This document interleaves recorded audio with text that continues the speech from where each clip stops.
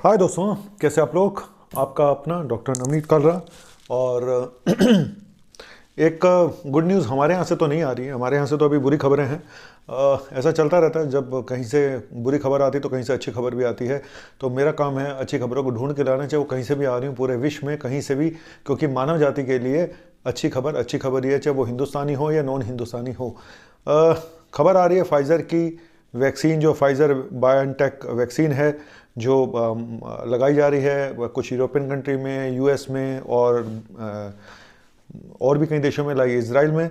लेकिन खबर ये है कि अभी जो इनका लास्ट फाइनल स्टेज ट्रायल हुआ है 46,000 लोगों में, 46,307 लोगों में, वहाँ पाया गया कि ये वैक्सीन 91.3% तक इफ़ेक्टिव थी। सेकेंड डोज के एक हफ्ते बाद में ही इतनी इफेक्टिविटी पाई गई। 91.3 effectivity just after the first week of second dose, ठीक है।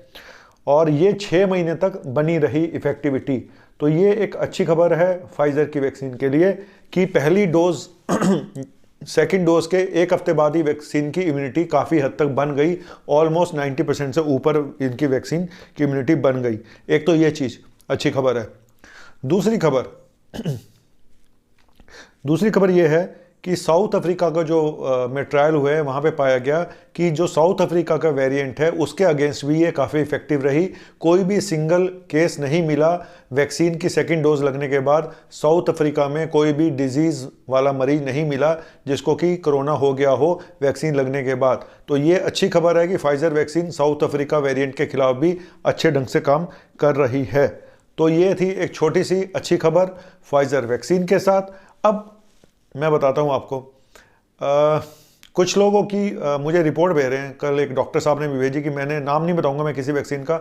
उन्होंने बताया कि जी हमने 2 डोज लगवा ली और वैक्सीन की, और हमने 3 हफ्ते बाद टेस्ट कराया सेकेंड डोज के, हमारी ये इम्यूनिटी बनी हुई है। हमारी एंटीबॉडी बनी तो हैं पर बहुत कम है, 3-4 के आसपास हैं और 1 से ऊपर होनी चाहिए।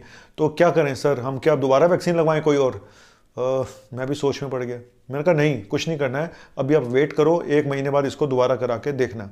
तो और कुछ केसेस ऐसे भी आ रहे हैं जहाँ पे वैक्सीन लगने के बाद भी लोगों को कोविड हो रहा है। तो मेरे ख्याल से इम्पॉर्टेंट ये नहीं है कि वैक्सीन लगने के बाद कोविड हो रहा है, इम्पॉर्टेंट ये है कि क्या वैक्सीन लगने के बाद जो कोविड हो रहा है वो सीरियस है या नहीं है, क्या हॉस्पिटल में एडमिट होने की नौबत आ रही है या नहीं आ रही है, क्या आईसीयू की जरूरत पड़ रही है या नहीं पड़ रही है, क्या वेंटिलेटर की जरूरत पड़ रही है नहीं पड़ रही है। क्योंकि ये तो कंपनी वाले भी मानते हैं कि 100% ये वैक्सीन इफेक्टिव नहीं है। स्पेशली कोविशील्ड की 70+ है इफेक्टिविटी, कोवैक्सीन वाले 80+ बताते हैं। तो इसमें उन्होंने बोला हुआ है कि जी अगर आपको कोविड होगा तो माइल्ड होगा, आपको ज़्यादा प्रॉब्लम नहीं होगी अगर हो भी जाता है तो हम अब क्या हमें सबको वैक्सीन लगवाने के बाद अपनी एंटीबॉडी टेस्ट करा के देखनी चाहिए? देखो, ये काम तो सरकार भी कर रही होगी, ये चेक करने के लिए कि वैक्सीनेशन के बाद कौन सी वैक्सीन कितनी इफेक्टिव है ना। मुझे नहीं लगता कि ऐसा नहीं हो रहा होगा, वहाँ पे भी उस लेवल पे भी काम चल रहा होगा कि इफेक्टिविटी के लेवल पे कि और साइड इफेक्ट के लेवल पे भी काम चल रहा होगा, देखे जा रहे होंगे। ये रिपोर्ट कुछ दिनों बाद आएंगी, अभी नहीं। लेकिन मैं जो देख रहा हूँ उसमें बहुत वेरिएशन है। कई लोगों की एंटीबॉडी अच्छी खासी बन गई हैं पहली डोज के बाद ही, कुछ लोगों की 2 डोज के बाद भी कम बनी है। तो ये क्या किस चीज़ पे डिपेंड करता है?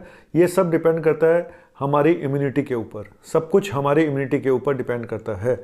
अब ये क्या हमें सबको आईजीजी एंटीबॉडी टेस्ट करा के देखना चाहिए? आपकी इच्छा है, आप कराना चाहें तो कराएं, नहीं कराना चाहते तो मत कराएं। लेकिन और ये सवाल कि सर मेरी अगर एंटीबॉडी नहीं बनी तो क्या मुझे दोबारा वैक्सीन लगवानी पड़ेगी? मैं मना करूंगा दोबारा वैक्सीन लगवाने के लिए, या हमें चेंज करके दूसरी वैक्सीन लगवाएं, ऐसा नहीं हो सकता। और वैसे भी आपका सब जो आपने वैक्सीन लगवाई होगी तो आपका सारा डाटा जा चुका होगा कि आपको वैक्सीन लग चुकी है, तो दोबारा कहाँ से लगवाओगे, है ना। डाटा तो जा चुका आपका कि आप वैक्सीन लग चुकी है आपको, है ना। तो इतना आसान भी नहीं है और ना ही लगवानी चाहिए मेरे ख्याल से। और इफेक्टिविटी, लॉन्ग टर्म इफेक्टिविटी अभी टाइम लगेगा, क्योंकि अभी वैक्सीन को आए हुए 6 महीने नहीं हुए इंडिया में। और क्लेम ये करती हैं वैक्सीन की 6 से 8 महीने तक एंटीबॉडी बनी रहेंगी। स्पुतनिक क्लेम करती है कि हमारी इम्यूनिटी 2 साल तक बनी रहेगी। लेकिन कुल मिला के टाइम बताएगा किसकी इम्यूनिटी कितनी बनी रहेगी। और सब कुछ डिपेंड करता है हमारी अपनी बॉडी की इम्यूनिटी पे कि वो कैसे रिएक्ट करती है, क्या वो एंटीबॉडी बनती हैं या नहीं बनती हैं। ये सब कुछ हमारी अपनी इम्यूनिटी पे डिपेंड करता है। छोटा सा टॉपिक था और चलो, और अगला वीडियो है कि आखिर ये वायरस इतना फैल क्यों रहा है, सब कुछ करने के बाद भी आखिर वायरस क्यों फैल रहा है, इसका मेन रीज़न क्या है, वो अगले वीडियो में आपको बताने जा रहा हूँ। देखते रहिए, जाइएगा कहीं नहीं। अबे होगा जाके भी होगा तो क्या उखाड़ लूँगा मैं। हाँ